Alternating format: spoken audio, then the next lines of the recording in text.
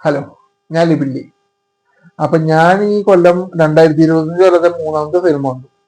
അതായത് ഒരുമ്പട്ടവൻ എന്ന് പറഞ്ഞ ഒരു സിനിമ. ജാഫർ ഇടുക്കി, ഇന്ദ്രൻസ് തുടങ്ങിയവർ അഭിനയിച്ച പടമാണ് ഒരുമ്പട്ടവൻ.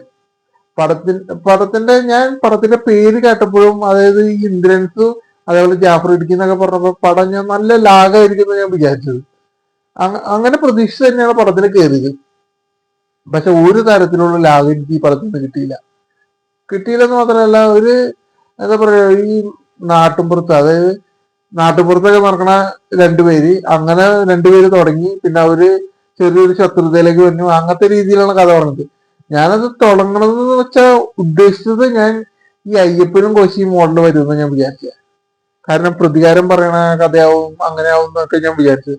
പക്ഷെ ഒരു തരത്തിലും അങ്ങനെ അങ്ങനെ അയ്യപ്പനും കോശിയും കളിച്ച് ഇവര് നിന്നിട്ടില്ല. എന്തായാലും പടം, അതായത് പ്രതികാരം തന്നെയാണ്, പക്ഷെ പ്രതികാരം പറയുമ്പോഴും അതിലൊരു രസമുണ്ട്. അത് തനി നാട്ടുമ്പുറത്തുകാരുടെ ഓരോരോ അവസ്ഥ. ജാഫർ ഇടുക്കിയൊക്കെ നന്നായിട്ട് ചെയ്തിട്ടുണ്ട്. ജാഫർ ഇടുക്കിയാണ് ഇന്ദ്രൻസിനെക്കാളും ഒരു പടി കൂടുതൽ അഭിനയിച്ചത്. പിന്നെ ഒരുപാട് പുതുമുഖങ്ങൾ ഈ പടത്തിലുണ്ട്. അവരൊക്കെ നല്ല രീതിയിൽ അഭിനയിച്ചിട്ടുമുണ്ട്. അതിലൊന്നും ഒരു മോശം പറയല്ല. പിന്നെ ക്ലൈമാക്സ് എന്നൊക്കെ പറഞ്ഞാൽ ഒരു ഗംഭീര ഒരു ട്വിസ്റ്റ് കാര്യങ്ങളും തന്നെ ഉണ്ട്. ക്ലൈമാക്സ് കുറച്ചും കൂടി രസമായിട്ട് എനിക്ക് തോന്നി.